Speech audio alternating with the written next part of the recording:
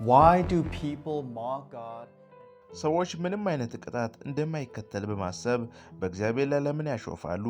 የሰይጣን አምላክ የሆነው ማርሊን ማንሰን በእግዚአብሔር ፍጹም ቃል ላይ የሚያደርገውን ማየት እንችላለን። በዓለም ዙሪያ ያሉ ሰዎች በእግዚአብሔር ቅዱስ ስም ላይ እየተሳለቁ በቀላሉ እንደሚያመልጡ የሚመስላቸው ለምንድን ነው? አንዳንዶች ለሚያገኙት ሽልማት ኢየሱስን ከማመስገን ይልቅ እሱ ምንም እንዳላደረገላቸው በመግለጽና ጸያፍ ቃላትን በመጠቀም ይሳደባሉ። ይህ ቪዲዮ በእግዚአብሔር ላይ በማሾፍ ድንበር ስላለፉና መዘዙንም ስለተቀበሉ 5 ታዋቂ ሰዎች ይዳስሳል።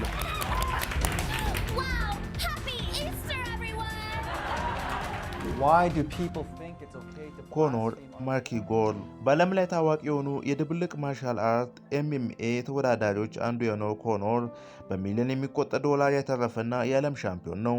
በአንድ ቃለ መጠይቅ ላይ ከኢየሱስ ጋር በሪንግ ውስጥ ቢጣላ ማን እንደሚያሸንፍ ሲጠየቅ ኢየሱስ በሕይወት የለም፣ ከሞት ቢነሳ እንኳን እኔ እደበድበዋለሁ በማለት አሾፈ።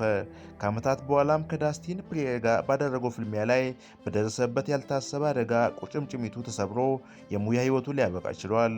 በእግዚአብሔር ላይ አሾፎ ማምለጥ አይቻልም።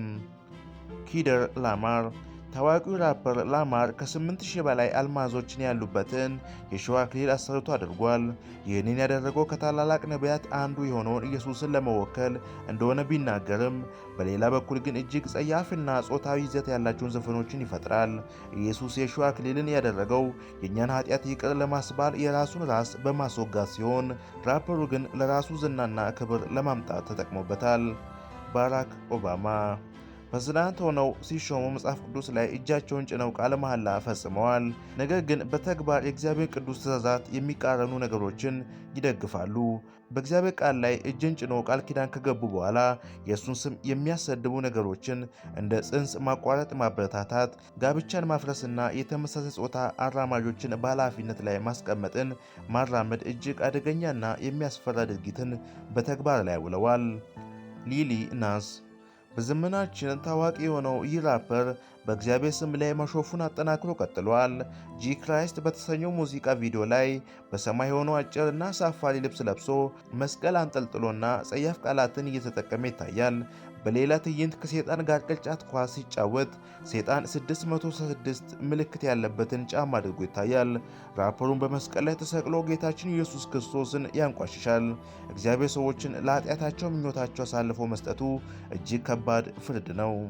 ሊቅ ጳጳስ ፍራንሲስ የእግዚአብሔር ሰው ነኝ እያሉ ነገር ግን ከእግዚአብሔር ቃል ጋር በቀጥታ የሚቃረኑ ተግባራትን ይፈጽሙ ነበር። ከ1.4 ቢሊዮን ካቶሊኮችን በሐሰተኛ ሃይማኖት ስርዓት ውስጥ አሳስተዋል። የተመሳሳይ ጾታ ጥንዶችን ይባርካሉ፣ ትራንስጀንደሮችን ያጸድቃሉ፣ እንዲሁም ሁሉንም ሃይማኖቶችና ሰዎች የእግዚአብሔር ልጆች እንደሆኑና ወደ መንግሥተ ሰማያት እንደሚገቡ ያስተምሩ ነበር። ሰዎች ቅዱስ አባትና ጌታ እያሉ ሲሰግዱላቸውና እጃቸውን ሲስሙ ይቀበላሉ። እነዚህ ስሞች መጽሐፍ ቅዱስ ለእግዚአብሔር ብቻ የሰጣቸው ናቸው። አልፎ ተርፎም የኢየሱስን ሞት ውድቀት ብለውታል።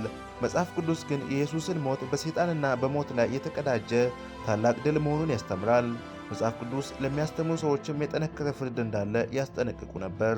በእግዚአብሔር ላይ የሚያሾፉ ሰዎች አንድ ቀን የእግዚአብሔር ዘላለማዊ ቁጣና ፍርድ ይጠብቃቸዋል። ምንም አይነት ምሕረት አይኖራቸውም። እግዚአብሔር በምድር ላይ አደጋ ወይም ኪሳራ ወይም ሞትን ሊያመጣባቸው ይችላል። ሰዎች በእስልምና ወይም በቡዲዝም ወይም በአይሁድ እምነት ላይ ሲያሾፉ ብዙም አይታይም። ታዲያ ለምን የእኛ መጽሐፍ ቅዱስና ክርስትና በዓለም ላይ በብዛት መዘበቻ ሆኑ? ምክንያቱም የወንጌላችን እምብርት የሆነው ኢየሱስ ክርስቶስ በመስቀል ላይ ሆኖ አባት ሆይ የሚያደርጉትን አያውቁምና ይቅር በላቸው በማለት ለጠላቶቹ ምሕረትን ስላደረገ ነው። ክርስቲያኖች ጠላቶቻቸውን እንዲወዱ እንዲጸልዩላቸውና የክፋት ፋንታ መልካምን እንዲያደርጉ ታዘዋል።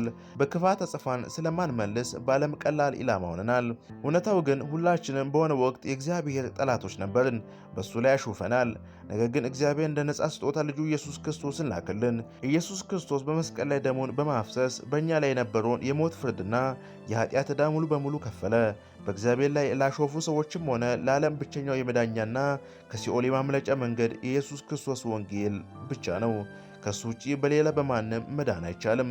ይህ ቪዲዮ ከተመቻችሁ ላይክ እና እንደዚሁም ቻናላችንን ሰብስክራይብ በማድረግ ቤተሰብ እንድትሆኑ ሁላችሁንም ጋብዛችኋለሁ። ይህ መንፈሳዊ እይታ ነው።